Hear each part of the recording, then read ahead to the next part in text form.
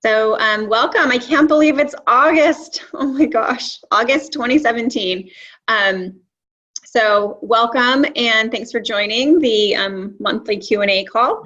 And I guess I'll just start by asking if anyone has any specific questions, and I'm happy to answer those. So I know some of you are going through the course and some of you are just joining from general interest. So really this is your opportunity to ask any specific questions you might have. So just go ahead and, again, unmute yourself, or you're welcome to chat in any questions that you might have.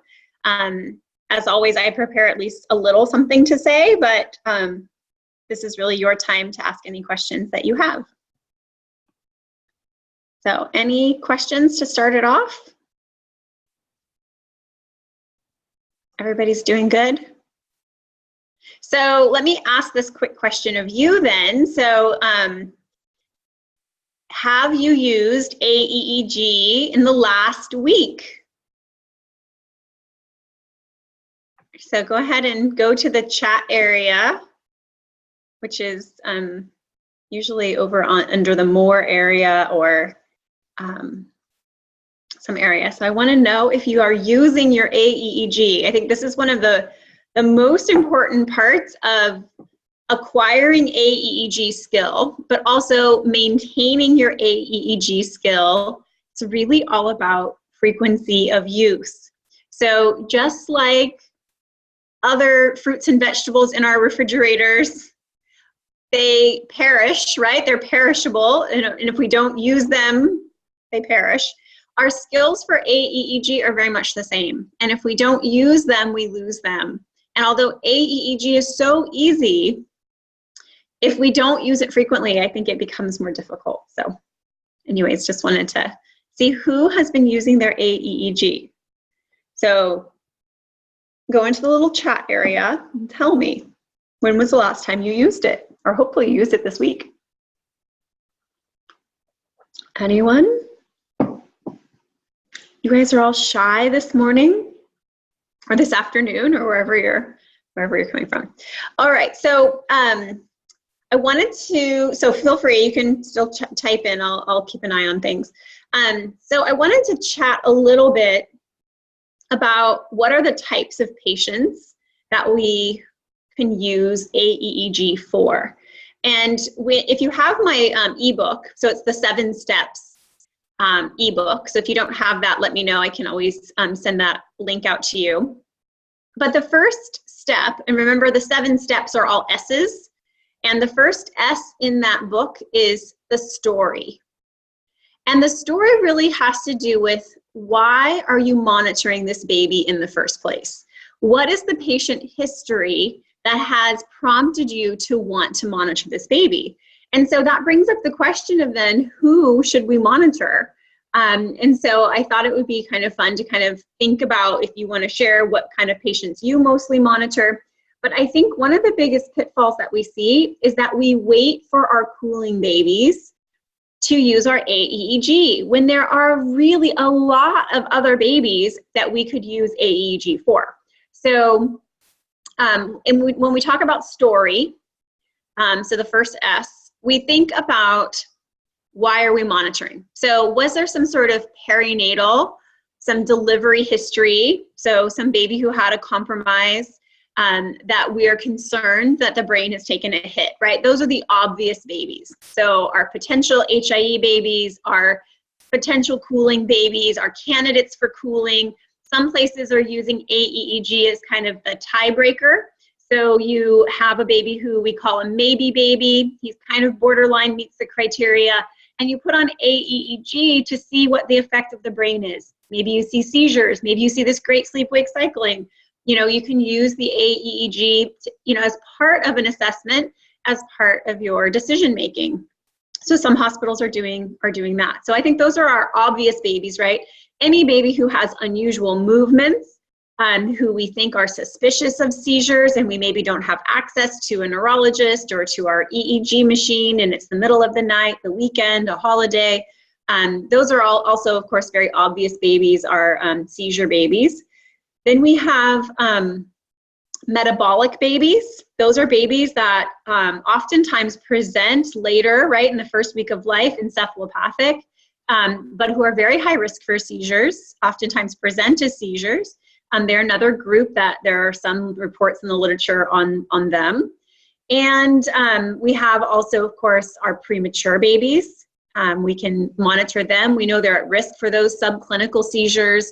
We know that using aEEG to check in on maturation, to check in on how they're evolving with their background patterns. In previous months, we've talked about continuity and discontinuity, and that feature of the aEEG when someone is maturing is really that feature of discontinuity and improving over time and maturing to a more continuous trace.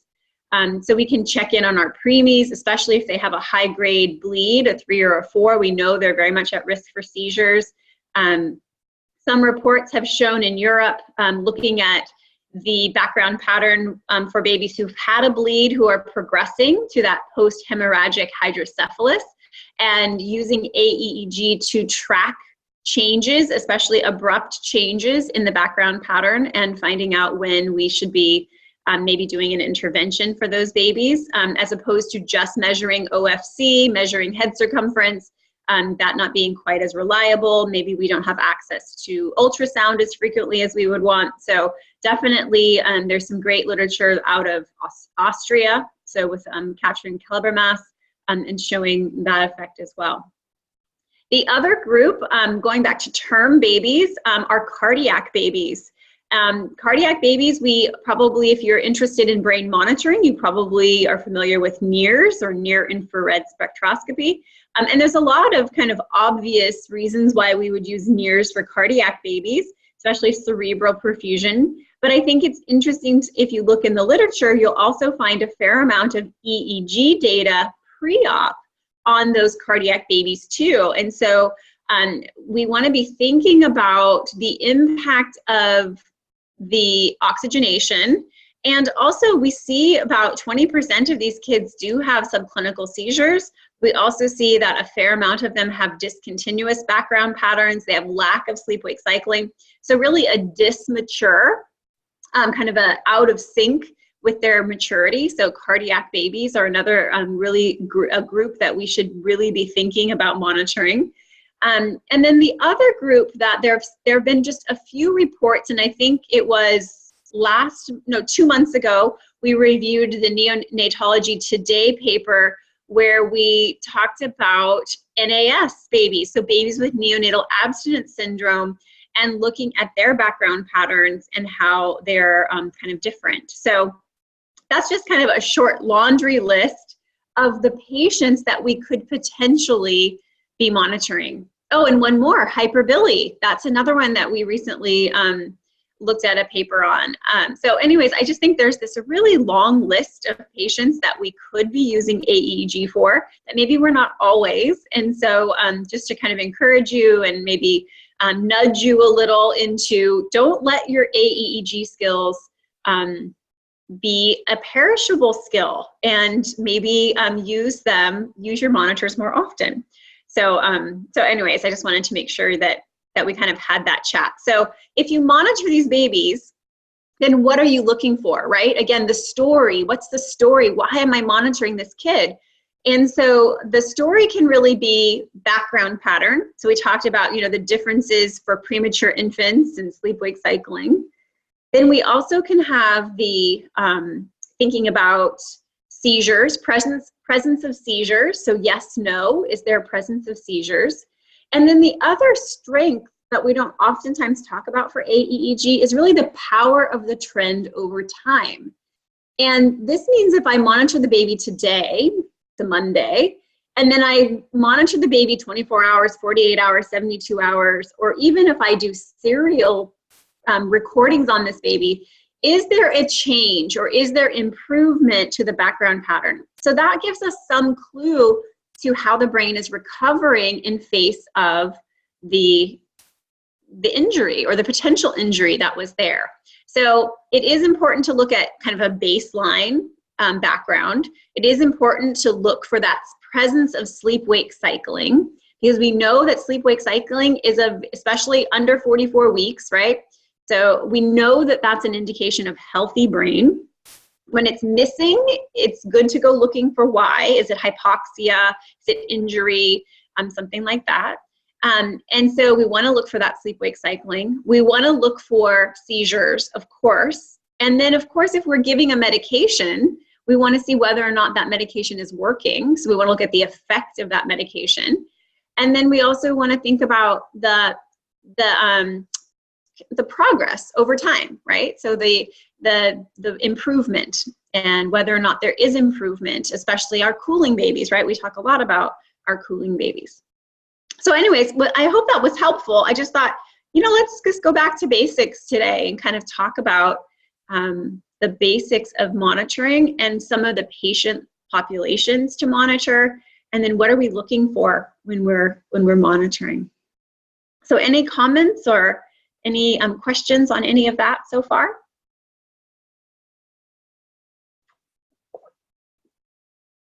No, you're doing okay? All right. I'm just like looking off to the side at where the chat area is. So, all righty. So I also have a little case that was a recent clinical case that I thought I would share with you, because I think it again kind of goes to that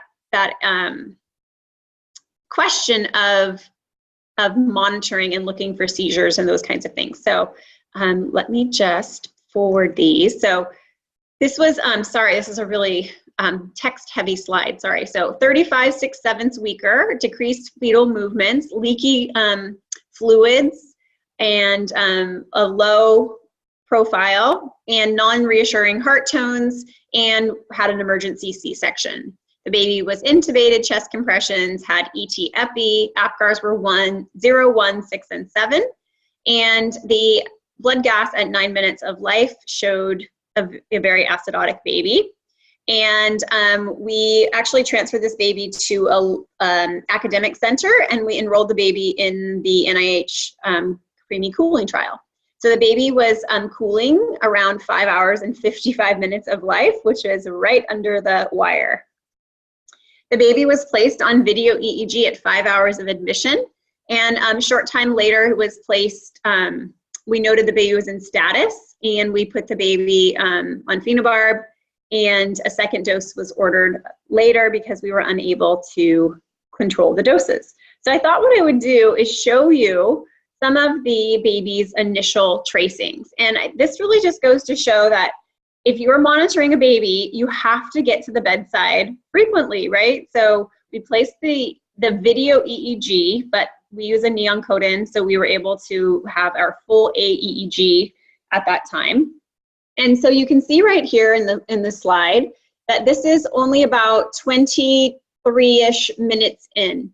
So, the first 10 minutes is really stabilizing and the signal and getting all the electrodes on. So there's not really much to see. So it really only leaves us about 10, 12 minutes of some monitoring. And you can see that the background overall is, there's some elevation here at the baseline where lower margin is not really that flat. So we have some variability. We're, right borderline on, 3 to 5. So it's a little discontinuous, and definitely our upper margin is above 10.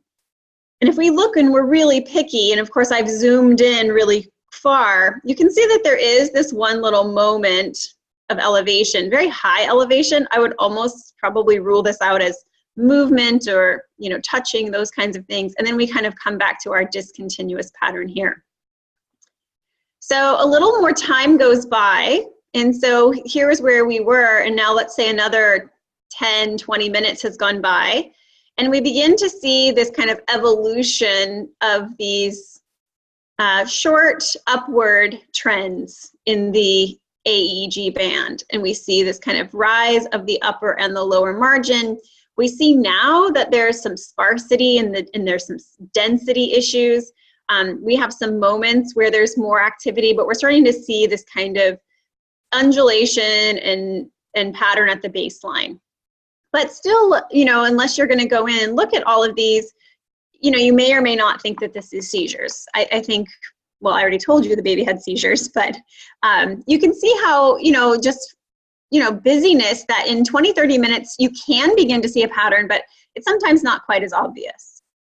We have another 10, 15 minutes goes by. We see a few more uprisings. We see this again, the sparsity, lack of continuity. It's not a thick band like we would expect. But again, the kid is a little preemie, right? So just right at 36 weeks. So we can kind of nod them towards our discontinuous pattern. We see a few more and a few more, right? We're starting to just see this kind of classic pattern of disruptions at the baseline, In between, we're in this kind of low voltage pattern almost, where we only have a few little spikes that are getting above 10, but really this pattern is mostly below 10. We see more, and we see more, and then we actually end up giving a dose of meds. And so here we're able to actually see that once we remove the seizures, we have a pretty low voltage pattern. So we have a lower margin around 2 and an upper margin of around 7. And you can move my little picture out of the way. And it should, oops, sorry. So then you have here where you can see just, again, very low voltage, occasional spikes up towards 50, but really a very overall low voltage tracing. This is what the whole page looked like at the time. And this is actually just zeroing in on one of the seizures. Where's my marker so I can tell you which seizure? I think it's one of these early ones over here. And you can see this nice rhythmic pattern, but you can just see how low voltage it is kind of overall. And again, when we come in 3-4 hours later, it's really easy to be able to look back and say, oh my gosh, look how obvious this is. Why did no one really recognize it? But it's really difficult as you're moving through the tracing in real time. There's so much, noise to the signal in the beginning that it is easy to miss them, but this, this in retrospect is pretty obvious, right? Like that we see these uprisings for this good almost 1 hour, 1.5 hour period. And of course, status epilepticus is just repeated seizures that last for more than 30 minutes or 50% of any tracing. So it's pretty classic definition. We did load the baby with phenobarb, but you can see that the seizures returned. We reloaded, and we had really great nursing care this night, and we were really on top of it, reporting to the physicians over and over again what was going on. A repeat of a seizure, another potential seizure, another seizure, and we dosed again and again up through several doses of phenobarb and then added fosphenytoin. So anyways, just a recent case that we had, and I just thought I would share that with you guys. And see if there are any other questions.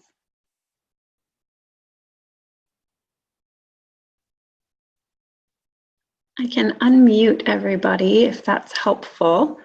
Let me see if I can get to, so I'll unmute you, and if you have any questions, go ahead, and you should be able to use your mic on your computer or on your phone. Anyone have any questions or comments?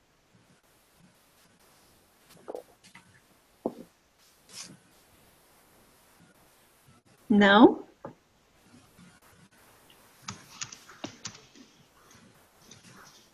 You're all good? Oops. Let's see here. Oh, someone is chatting. Hello, Anand. You can use your, you didn't get the first part. Which first part?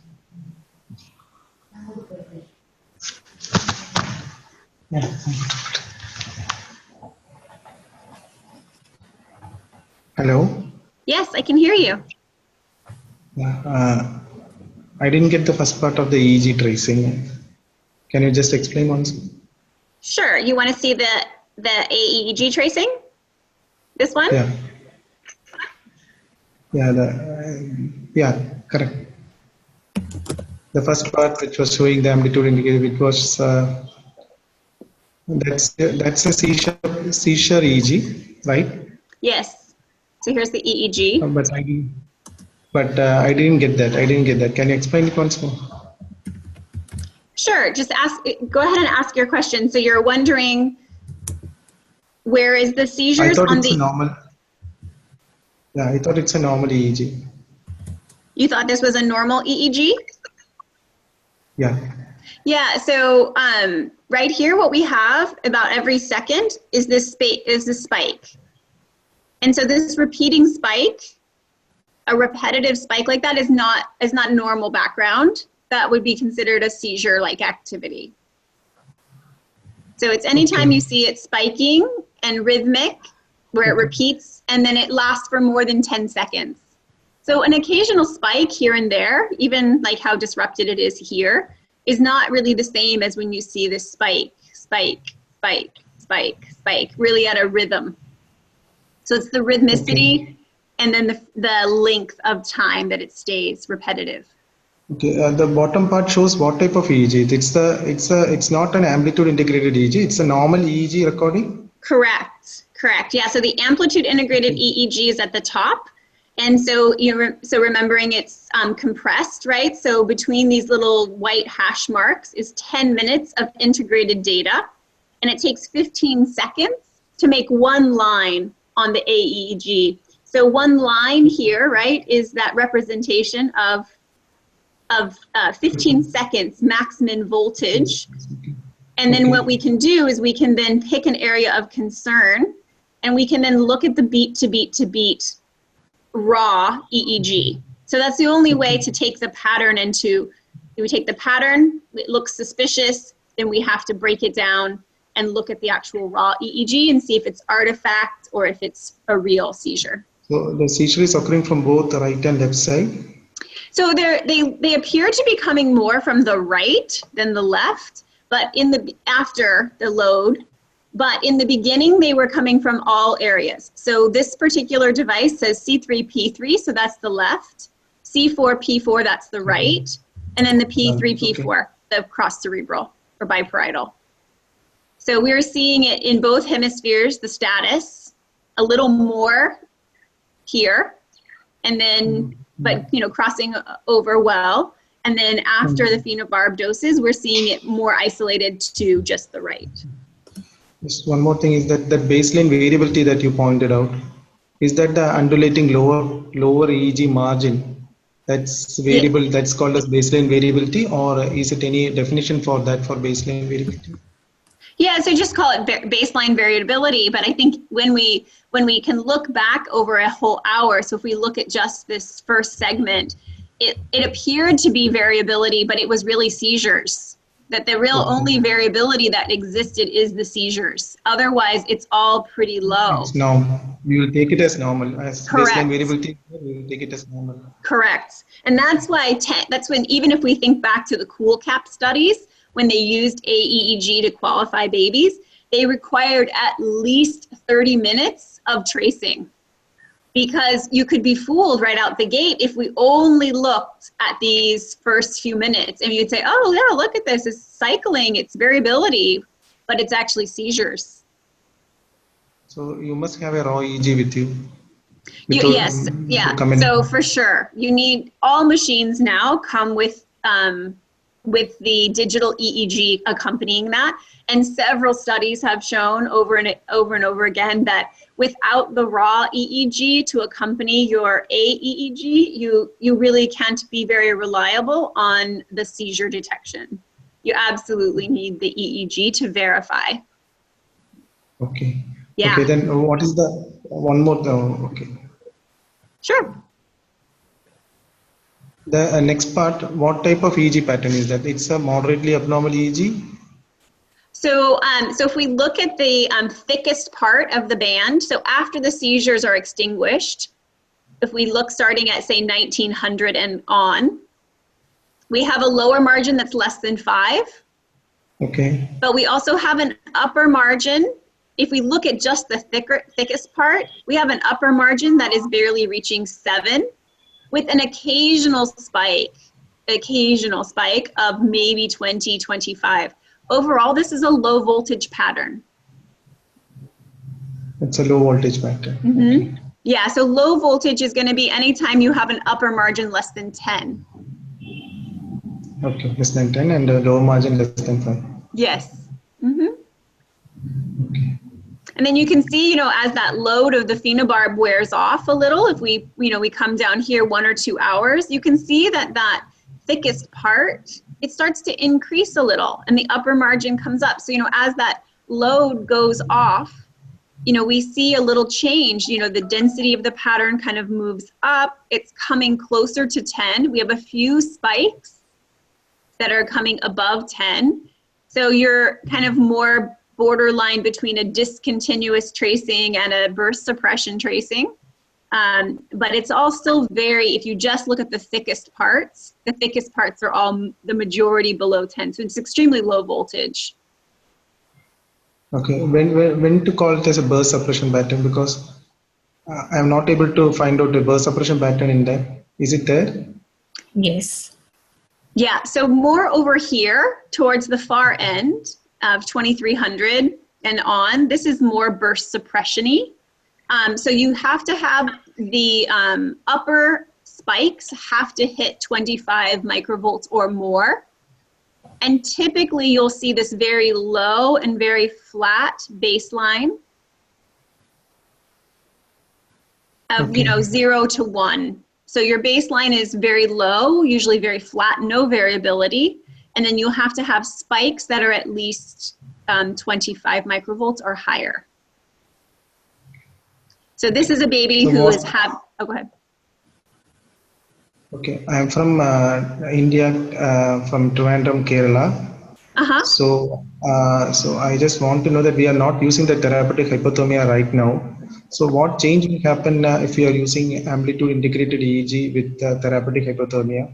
What all findings is from the normal aEEG pattern? If the therapeutic hypothermia causes what type of aEEG pattern?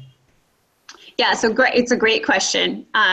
So if you are not using hypothermia, then you can still use aEEG. And what we find, and you can go back to all the old studies that were before hypothermia, that were from the groups in the Netherlands and Sweden. There's a really good paper by Terhost, Terhost, and he talks about background pattern.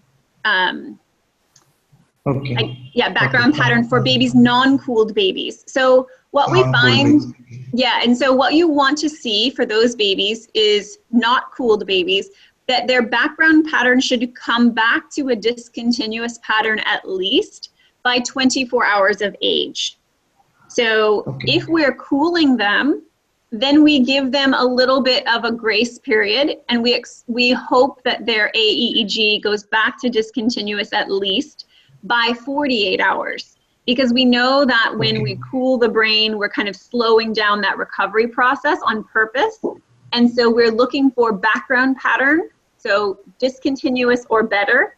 We're also looking, again, for the presence of sleep-wake cycling by around 24 to 48 hours. The sooner that background, go ahead. This sleep-wake cycling pattern, that's more important while doing therapeutic hypothermia. So what sleep-wake cycling, how can I interpret from this type of aEEG pattern? I mean, so what is the sleep-wake cycling? Is it that that wavy pattern that itself shows that its sleep-wake cycling is there, or is there any definition for that sleep-wake cycling, SWS? No, there's not. So is there a definition for sleep-wake cycling? Yeah. So I think if you look at maybe like the atlas of aEEG, you'll see some good definitions in there, but basically it's an alternation. So sleep-wake patterns is a little of a misnomer, but it's really a trace alternance, meaning that you're going between a continuous and a discontinuous tracing. That's really what we see until about 44 weeks of age. Okay. Yeah, so it's really that you're seeing the change between the two phases, and usually the babies are sleeping, right, or not active during those times. Okay. But you're looking for, you know, periods of 20 to 30 minutes of continuous activity, separated by 20, 30, 40 minutes of discontinuous activity, repeating again and again while the baby is not active. Okay. How can I interpret from the aEEG pattern? Is that broad aEEG Yeah. pattern and Yes. narrow down aEEG pattern? Yes, exactly. Yeah. So continuous pattern will be more narrow. So you'll see continuous, and then you'll see discontinuous, and continuous, discontinuous. So it kind of goes thin, thick, thin, thick. So, as you are more used to the therapy aEEG machines and all, so what about the prognosis of this baby that you told? Was it normal? Yeah, this prognosis on this patient? Yeah. Yeah, so I have been gone on vacation for 2 weeks, and the baby had MRI the next day, and so I don't know what's happened so far. Just apart from this, do you give any sedation while giving therapeutic hypothermia? We do. Mm-hmm. What We type use a of sedation? morphine. We use morphine drip. We have a protocol for that. Mm-hmm. And we use a tapering dose because of the way that it accumulates during hypothermia. Because we usually, and this baby was also had very low urine output, and so we were being very cautious because of the accumulation. Okay. Continuous infusion of morphine at a lower dose. Yes, very low. Yeah, and we actually cut the dose by 50%. There's some really good pharmacokinetic studies done by Adam Frymoyer, and it shows the accumulation and the need to kind of start with a bolus dose, cut by 50% day 1, cut by 50% day 2, cut by 50% day 3 in DC at rewarming. And so, you know, and if you have a baby who's not being cooled, you know, then you just be cautious based on just their other multi-organ failure. Okay. Is there any strip of EEG more to be shown? No. Say that again. Any strip of AEEG to be shown means for this of this baby. Any more strip of AEEG? Any more strip of AEEG? No, I just had this little example. Really, just trying to just tell people really how difficult it is really in those beginning 20, 30, 45 minutes. You know, it's easy sometimes in the morning when we come in, you know, 6, 8, 10 hours later and we look backwards, it becomes really obvious, you know, like, oh my gosh, how did anyone miss this? But I think that in the moment, we have to give each other really grace to say, you know, there's a lot going on and the background pattern takes a while to evolve. And this is why that at least here in the States, we have a recommendation that during the first hour of tracing and sometimes 2 hours, we have continuous monitoring and check-ins by our neurophysiologists. Because those first, you know, you may find it on EEG because it's happening in the moment, but aEEG takes time. And if we only rely on the aEEG and we don't have that neurophysiology check-in where we're looking at the raw EEG, we could miss it for several hours until the pattern becomes very obvious. So in places where we have access to full video EEG, we need to leverage that for the benefit of the baby. In other times, we don't have it. We may not be able to do as detailed look, but if we can use the pattern, usually within 30, 45 minutes, the patterns will become more obvious. But they're hard for that first hour. But it's easy when you can see the whole trend for 8 hours. You're like, oh my goodness, you know, how did anyone not see that?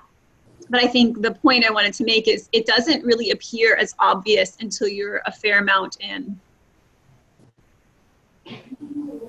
Okay. Were there any other comments? Tess, you were asking something as well. This baby's seizures were all subclinical, by the way, even during the status time. This baby had no reflexes, had very, things did not look well. Was not responsive to touch, to noxious stimulus. The baby was very obtunded.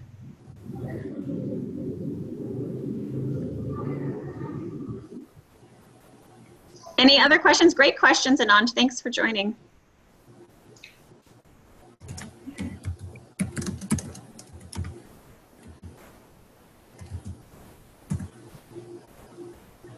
right. Well, I'm gonna close this session and just remind you of our time together next month. It will be on September 25th. I can't believe it makes it feel like Christmas is only a few weeks away when we say September 25, right? Like, ooh, it's coming fast. It's the end of the year. Thanks, Kathy. Thanks for sharing your information. Thank you. Thank you. Yes, my pleasure. My pleasure. You all have a very lovely end of the month, and I will talk to you in a few weeks. And thanks for joining. Great questions. Appreciate you all. Sure. Bye.